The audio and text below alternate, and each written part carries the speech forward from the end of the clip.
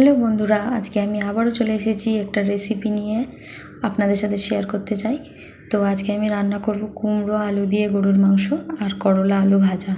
সব কিছু কাটা রেডি হয়ে গেছে আর আমার ভাতও রান্না করা হয়ে গেছে।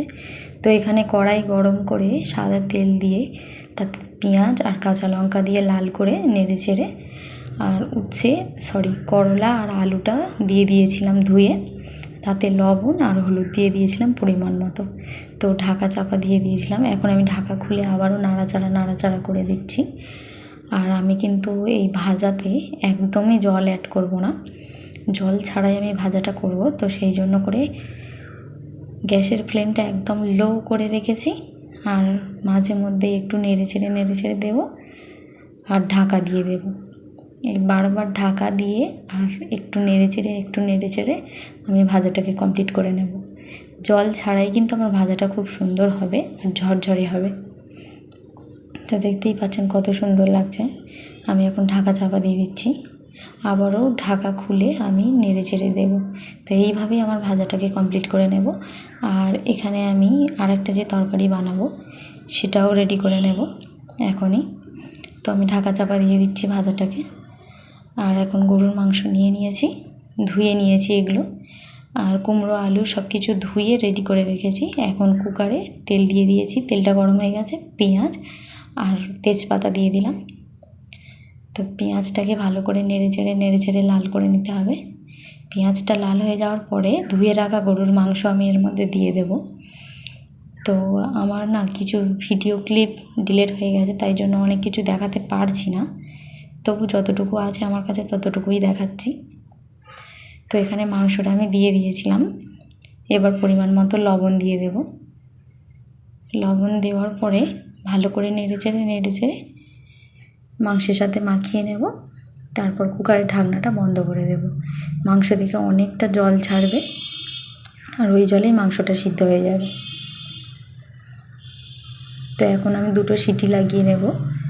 কুকারের ঢাকনাটা দিয়ে 2টো সিটি মেরে নেব, তারপর আবার খুলে আপনাদের দেখাচ্ছি। এই যে দেখুন মাংস থেকে কতটা জল ছেড়েছে।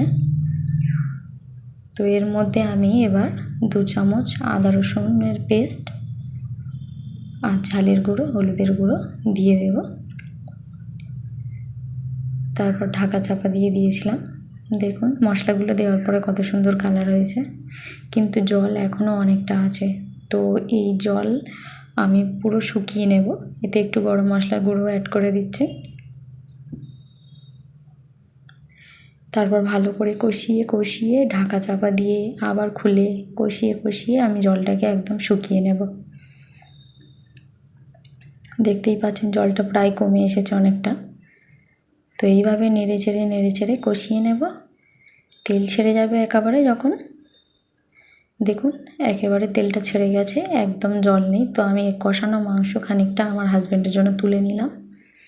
ও কষানো মাংস খেতে অনেক পছন্দ করে।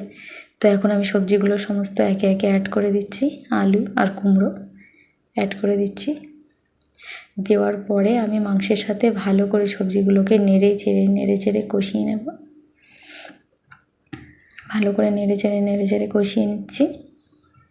সুন্দর করে তরকারি কষাতে পারলে তরকারির টেস্টটা অনেক সুন্দর হয়। তো আমি অনেকক্ষণ ধরেই কষিয়েছি, যেহেতু বড় ভিডিও করা যাবে না তাই আমি অল্পের উপর থেকেই দেখাচ্ছি। ভালো করে আমি কষিয়ে নিয়েছি মাংসটা। নেওয়ার পরে কাজটা কিন্তু অনেক কমে যাবে। কষানো হয়ে গেল মানে তরকারির মেন কাজ হয়ে গেল। তো এরপর ভালো করে কষিয়ে নিয়ে আমি একটু জল দিয়ে দেব। খুব বেশি আমি এই তরকারিতে জল অ্যাড করব না, কুকারে যেহেতু রান্না করছি আর তার উপর কুমড়ো আছে, কুমড়ো থেকে অনেকটা জল ছাড়ে। তো এই সামান্য 1 বাটি জল আমি দিলাম, ছোট বাটি।